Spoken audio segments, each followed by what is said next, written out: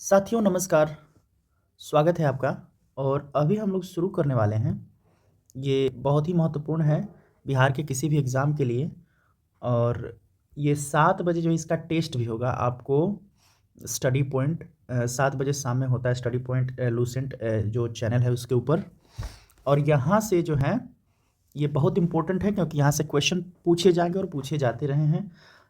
ये आपको PDF provide किया जाता था, लेकिन आप इसको वीडियो के थ्रू भी देख सकते हैं, कान में लगा के सुन सकते हैं, कम समय में समझ सकते हैं। कुछ इसमें टॉपिक या फिर छोटा है तो भी हम लोग इसमें ऐड कर देंगे। Thank you so much. और चलिए शुरू करते हैं हम लोग।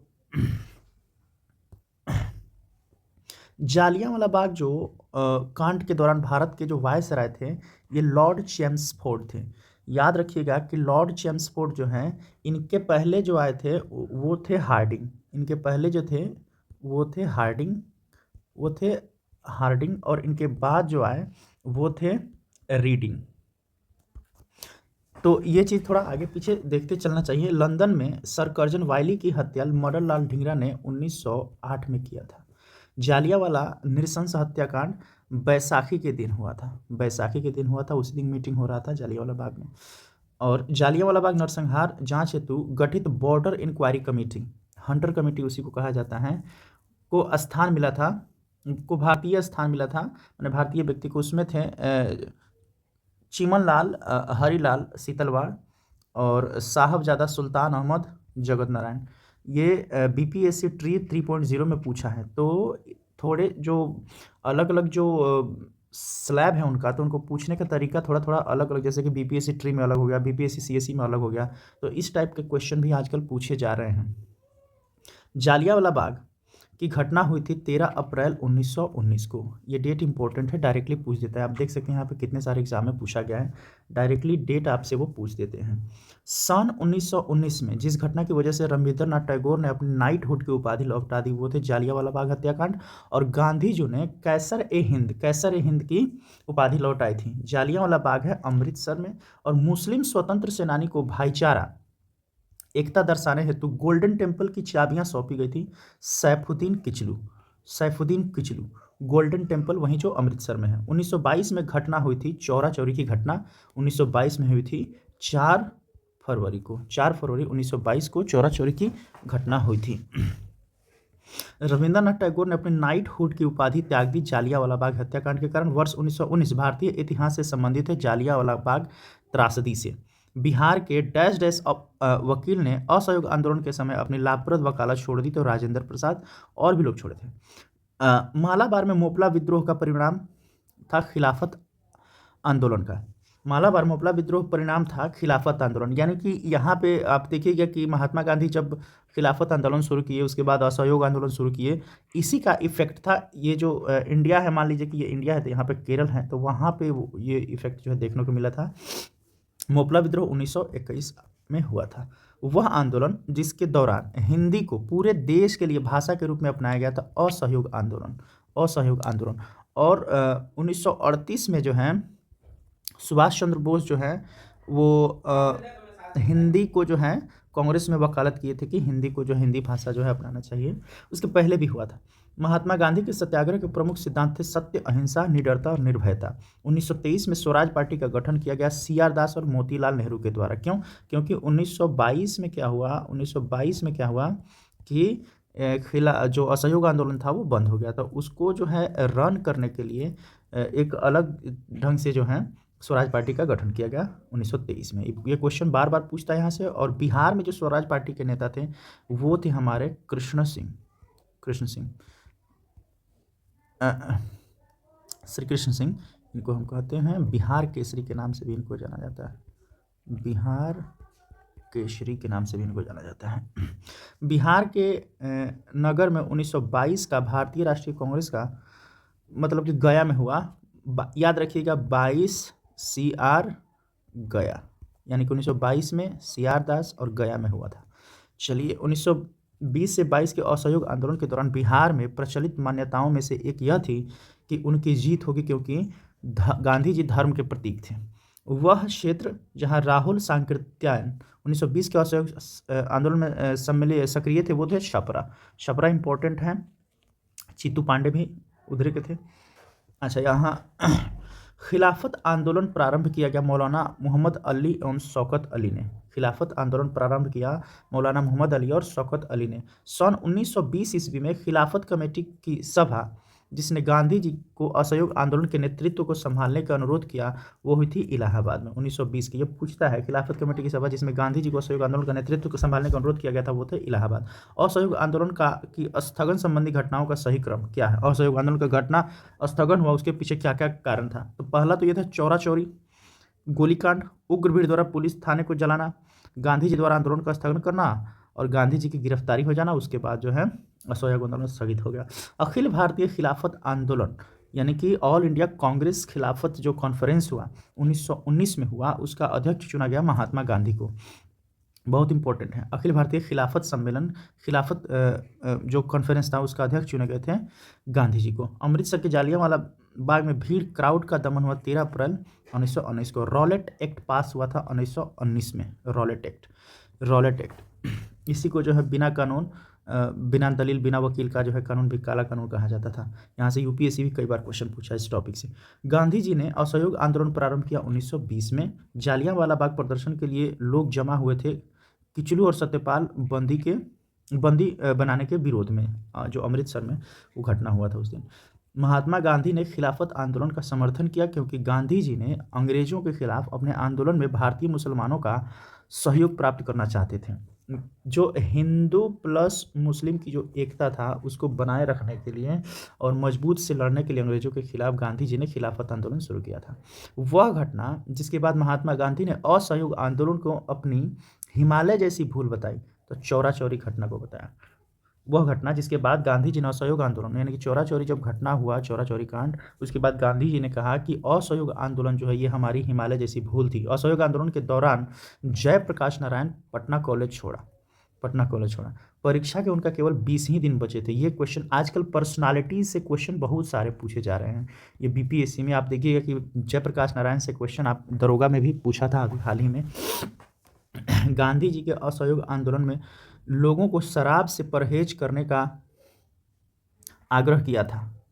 फलस्वरूप सरकार ने राजस्व में भारी कमी आई।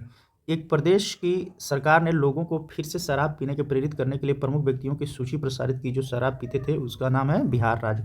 हुआ ये था कि असहयोग आंदोलन में गांधी जी ने शराब पीने से परहेज मना कर दिया था। इससे जो ना रेवेन्यू काफ़ी गिर गया था। तो फिर एडवर्टाइजमेंट देना पड़ा कि बड़े बड़े लोग शराब पीते हैं, भैया आप लोग भी शराब पीजिए। तो ये बिहार का घटना है। बीपीएससी का क्वेश्चन है, 64वां बीपीएससी में पूछा था।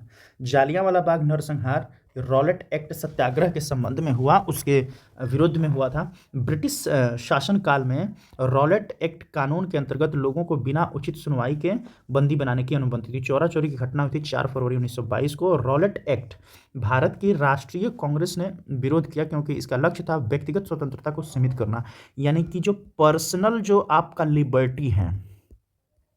पर्सनल लिबर्टी है, इसको वो लोग जो है इस कानून के द्वारा जो है ख़त्म होता था। ये तो आपका जो है फंडामेंटल जो राइट है इसके ऊपर प्रहार था। तो ये जो रॉलेट एक्ट जो है व्यक्तिगत स्वतंत्रता को सीमित करता था, इसलिए ऐसा उसके खिलाफ जो है लड़ाई लड़ी गई। गांधी जी ने असहयोग आंदोलन नॉन कॉपरेशन मूवमेंट वापस लिया था चौरी चौरा कांड के कारण। फरवरी 1922 में पुलिस चौकी में आग लाने की घटना संबंधी चौरा चौरी उत्तर प्रदेश के गोरखपुर में, याद रखिएगा। वह घटना जिसने गांधी जी को भारत के स्वतंत्रता संग्राम के क्षेत्र में लाकर खड़ा कर दिया था जालियांवाला बाग हत्याकांड गांधी जी को भारत के स्वतंत्रता संग्राम में, आप देखिएगा कि जैसे जालियांवाला बाग हत्याकांड होता है, गांधी जी पहली बार नेशन वाइड जो है आंदोलन शुरू करते हैं, वो है असहयोग आंदोलन। ब्रिटिश का भर्ती सर्जेंट की उपाधि जो है महात्मा गांधी को प्रथम विश्व युद्ध के दौरान दिया गया था, अपना सहयोग देने के कारण, भर्ती करने वाला सर्जेंट, और इसीलिए उनको जो है कैसर हिंद की उपाधि भी मिली थी, जिसको उन्होंने जालियांवाला बाग हत्याकांड के बाद लौटा दिया। सत्याग्रह आंदोलन जिसमें गांधी जी ने प्रत्यक्ष रूप से भाग नहीं लिया, तो वायकॉम सत्याग्रह, ये साउथ में हुआ था। सत्याग्रह आंदोलन साउथ में वायकॉम सत्याग्रह हुआ था। स्वराज दल की स्थापना के बाद हुई असहयोग आंदोलन, स्वराज दल की स्थापना के बाद हुई असहयोग आंदोलन। स्वराज दल की स्थापना असफलता के बाद हुई असहयोग आंदोलन।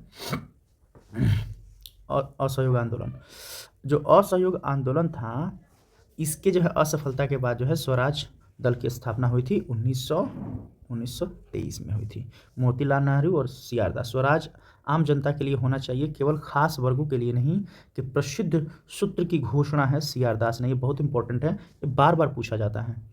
1917-18 में अहमदाबाद में गांधी जी द्वारा चलाए गए सत्याग्रह में हिस्सा लिया था मजदूरों ने हिस्सा लिया था 1917-18 अहमदाबाद में।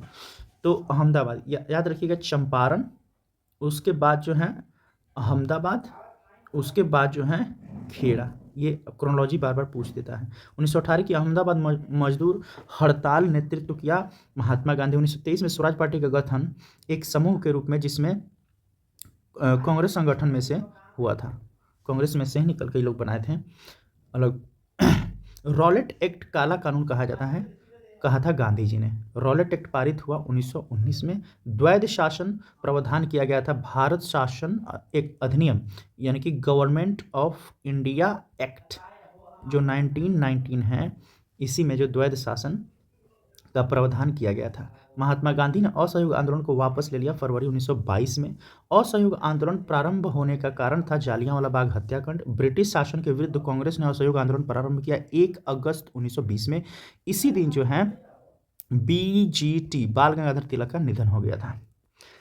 गांधी जी ने अपना प्रथम असहयोग आंदोलन निलंबित किया, क्योंकि यह एकाएक हिंसात्मक हो गया था। प्रथम असहयोग आंदोलन वहीं जो है 1922 वाला कांड है। स्वराज पार्टी की स्थापना की गई 1 जनवरी 1923 को स्वराज पार्टी का प्रथम सम्मेलन हुआ इलाहाबाद में, यानी कि आज का प्रयागराज में।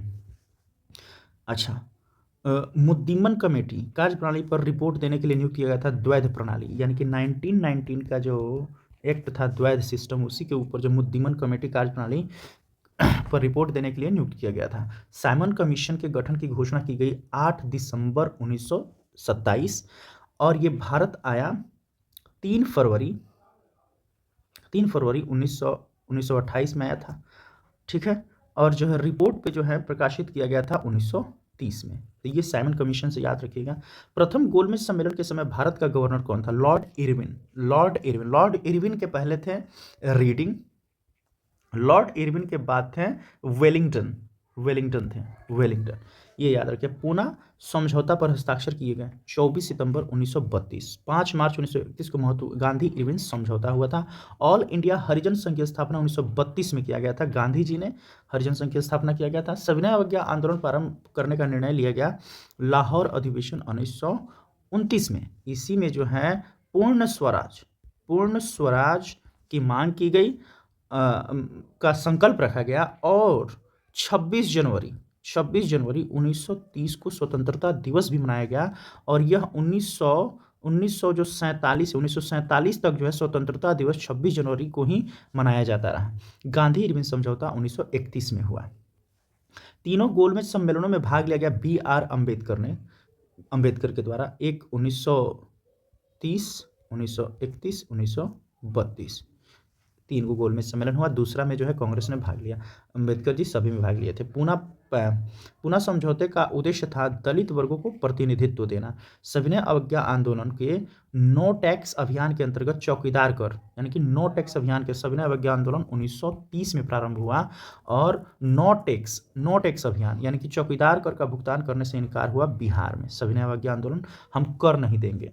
दांडी यात्रा चली थी 24 दिन। वह अधिनियम जिसके बारे में जवाहरलाल नेहरू ने कहा था कि हमें एक ऐसी कार दे दी गई है जिसमें ब्रेक तो थे किंतु इंजन नहीं, 1935 के अधिनियम के बारे में कहा गया था। ये स्टेटमेंट में पूछा गया है, UPSC के एग्जाम में भी ये पूछा गया है।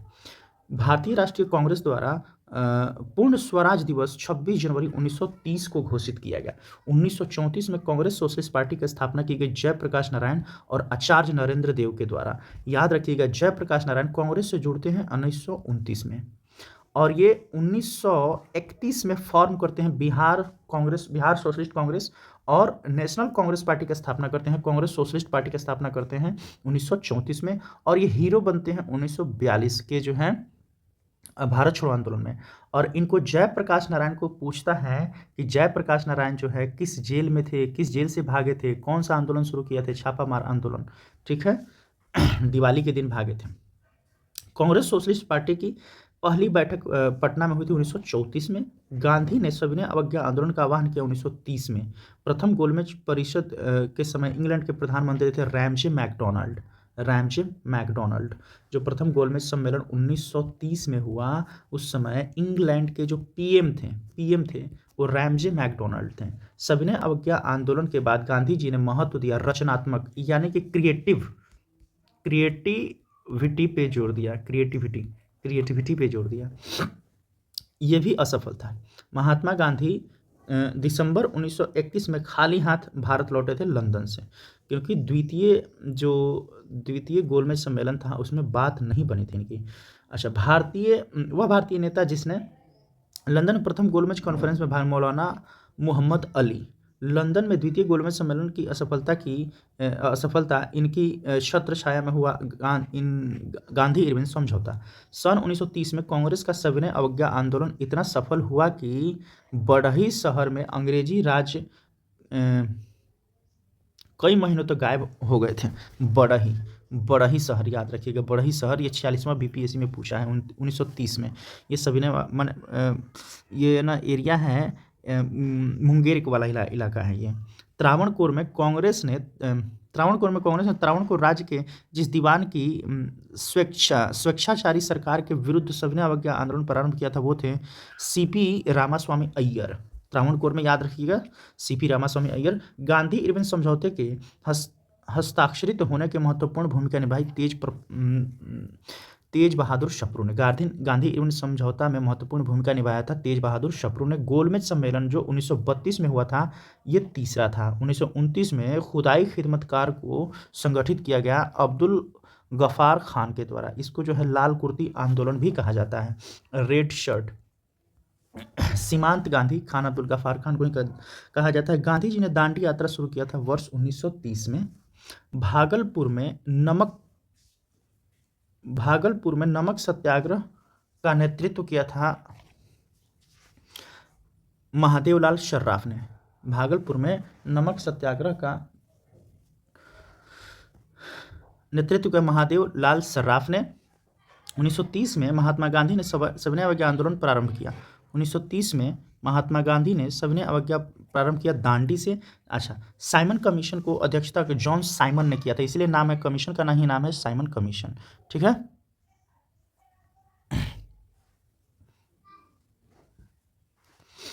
भारतीयों ने साइमन कमीशन का बहिष्कार किया क्योंकि इसके सभी सदस्य अंग्रेज थे, इसमें भारतीयों का प्रतिनिधित्व नहीं था। साइमन कमीशन पहली बार आया था 1928 में। द्वितीय गोलमेज सम्मेलन असफल रहा किस प्रश्न पर? सांप्रदायिक प्रतिनिधित्व के ऊपर असफल रहा। अच्छा, बेगूसराय में चौकीदार कर के विरुद्ध आंदोलन का हिस्सा था सविनय अवज्ञा आंदोलन का। 1 सेकेंड फ्रेंड, सॉरी, थोड़ा सा गैप हो गया था। सांप्रदायिक अवार्ड एवं पूना पैक्ट में क्रमशः दलित वर्ग के लिए सीटें दी गई 71 व 147, 71 से 147। 1932 अगस्त 1932 रैमजे मैकडोनाल्ड के सांप्रदायिक पंचायत के द्वारा पहली बार एक पृथक निर्वाचक समूह बनाया गया अछूतों के लिए। ये जो टर्म है दोस्तों, बहुत खतरनाक टर्म है। कम्युनल अवार्ड प्रस्तुत किया गया लॉर्ड मैकडोनाल्ड के द्वारा। और सविनय अवज्ञा आंदोलन शुरू होने का समय और स्थान था 1930 और दांडी से शुरू हुआ सविनय अवज्ञा आंदोलन। याद रखिएगा 12 मार्च से 6 अप्रैल, ठीक है, यानी कि 12 मार्च से जो शुरू हुआ वो था दांडी मार्च, और जो दांडी से शुरू हुआ वो था सविनय अवज्ञा आंदोलन। सविनय अवज्ञा आंदोलन की शुरुआत नमक कानून तोड़ने के साथ हुआ था। गांधी जी की दांडी यात्रा प्रारंभ की तारीख और वर्ष है 12 मार्च 1930। साइमन कमीशन का गठन किया गया था अधिक सुधारों के लिए, भारत की उपयुक्तता की समीक्षा के लिए। कांग्रेस ने एकमात्र गोलमेज सम्मेलन में भाग लिया द्वितीय। 1932 का पूना पैक्ट संबंधित था दलित वर्गों के राजनीतिक अधिकारों से। महात्मा गांधी और बाबा साहेब अम्बेडकर के बीच पूना पैक्ट की संधि 1932 में। महात्मा गांधी ने दांडी यात्रा प्रारंभ किया था साबरमती आश्रम से। भारत छोड़ो आंदोलन तथा स्वतंत्रता एवं विभाजन, करो या मरो का नारा दिया गांधी जी ने भारत छोड़ो आंदोलन के दौरान। नौसेना विद्रोह का नेतृत्व किया था एमएस खान, ये हुआ था 1946 में। 1946 में भारत कैबिनेट मिशन के सदस्य थे 3, ठीक है, 3 सदस्य थे उसमें। और बंबई में नाविक विद्रोह की शुरुआत हुई 18 फरवरी 1946। 1937 ईस्वी में कांग्रेस मंत्रिमंडल बने 8 प्रांतों में। नोआखली काल में महात्मा गांधी सचिव थे एम के गांधी। महात्मा गांधी द्वारा शुरू किए गए आंदोलन थे असहयोग आंदोलन, भारत छोड़ो आंदोलन, चंपारण सत्याग्रह आंदोलन था ये, और सविनय अवज्ञा आंदोलन था। ये इंपॉर्टेंट आंदोलन था उनका। घटना की तुलना सुभाष चंद्र बोस ने नेपोलियन के इल्बा से पेरिस लौटने की थी महात्मा गांधी की नमक यात्रा को सुभाष चंद्र बोस ने नेपोलियन के इल्बा से पेरिस लौटने की घटना की को से तुलना की थी। बंबई में कांग्रेस का भारत छोड़ो प्रस्ताव पास किया गया 18 अगस्त 1942 को। भारत छोड़ो आंदोलन 1942 का मुख्य कारण था क्रिप्स मिशन की असफलता। क्लीमेंट एटली ने घोषणा किया कि जून 1948 तक ब्रिटिश भारत को छोड़ देगा 20 फरवरी 1947 को। यह डेट इंपॉर्टेंट है, बहुत इंपॉर्टेंट। देखिए ये भी क्वेश्चन जो है 3.0 में पूछा है। क्लीमेंट एटली ने घोषणा किया कि जून 1948 तक ब्रिटिश भारत को छोड़ देगा 20 फरवरी 1947 को। यह घोषणा किया गया, ठीक है। और आपको क्या बोले हम, 15 अगस्त 1947 को ही जो इन लोगों को छोड़ना पड़ा भारत। 1942 में भारत छोड़ो आंदोलन का आह्वान किया गया महात्मा गांधी के द्वारा। 1942 में जयप्रकाश नारायण हजारीबाग जेल से भागे थे, ठीक है। भारत छोड़ो आंदोलन के दौरान बकरी का टापू अखिल भारतीय आज़ाद दस्ता का गठन जयप्रकाश नारायण ने किया था। बकरी का टापू में अखिल भारतीय आज़ाद दस्ता का गठन किया था। आज़ाद दस्ता जयप्रकाश नारायण ने। भारत के विभाजन को प्रथम बार किसके द्वारा, माउंट बेटन योजना के द्वारा स्वीकार गया था। भारत छोड़ो आंदोलन का प्रस्ताव पारित हुआ बंबई में। क्रिप्स प्रस्ताव को एक टूटते हुए बैंक पर बाद की तिथि का चेक महात्मा गांधी उत्तर दिनांकित चेक कहा था गांधी जी ने। बांटो और छोड़ो यानी कि डिवाइड एंड लीव, माने बांट तो हम लोगों को और छोड़ के छोड़ो। मोहम्मद अली जिन्ना ने कहा था बांटो और छोड़ो। महात्मा गांधी द्वारा 1940 में प्रारंभ किए गए व्यक्तिगत सत्याग्रह के तीसरे सत्याग्रही ब्रह्मदत्त थे। भारत छोड़ो आंदोलन के दौरान खुफिया रेडियो का प्रारंभ किया था उषा मेहता ने। भारत छोड़ो आंदोलन के दौरान हजारीबाग जेल से फरार हुए जयप्रकाश नारायण। क्रिप्स के प्रस्ताव ने वास्तव में हमें कुछ नहीं दिया।